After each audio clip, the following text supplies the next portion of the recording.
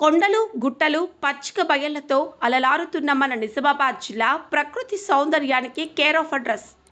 ఇక్కడి మనుషుల ప్రేమాభిమానాలు ఆప్యాయతలు వెలకట్టలేనివి.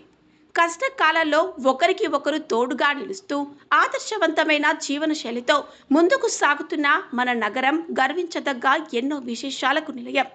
అయితే ఇంతటి అందమైన మన నగరానికి ఇప్పుడు ఒక పెద్ద సమస్య సవాలుగా మారింది. అదే ట్రాఫిక్ కష్టాలు. స్తంభిస్తున్న నగరం, ఇబ్బందుల్లో జనం. జిల్లా కేంద్రంలో రోజు రోజుకు వాహనాల సంఖ్య విపరీతంగా పెరుగుతోంది.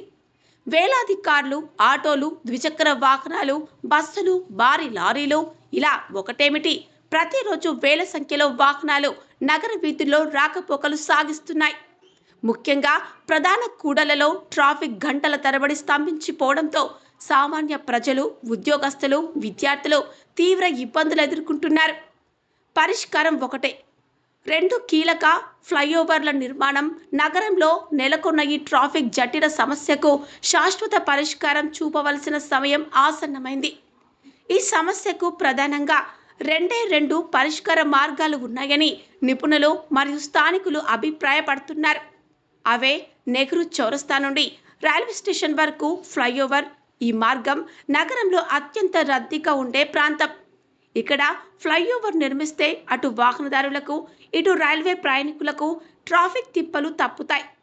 పులాంగ్ చౌరస్తా నుండి రైల్వే స్టేషన్ వరకు ఫ్లైఓవర్ నగర నలుమూలల నుండి వచ్చే వాహనాల రద్దీని తగ్గించడంలో ఈ ఫ్లైఓవర్ కీలక పాత్ర పోషిస్తుంది. అభివృద్ధి బాటలో అడుగులు పడాలి. ఈ 2 ఫ్లైఓవర్ల నిర్మాణం జరిగితే నిజామాబాద్ ముఖ చిత్రమే మారిపోతుంది. రవాణా వ్యవస్థ మెరుగుపడటమే కాకుండా నగర అభివృద్ధి మరింత వేగవంతం అవుతుంది. మన నిజామాబాద్ అందం కేవలం ప్రకృతిలో మాత్రమే కాదు, ప్రశాంతమైన ప్రయాణంలో కూడా ఉండాలని మన నిజామాబాద్ ఛానల్ ఆకాంక్ష.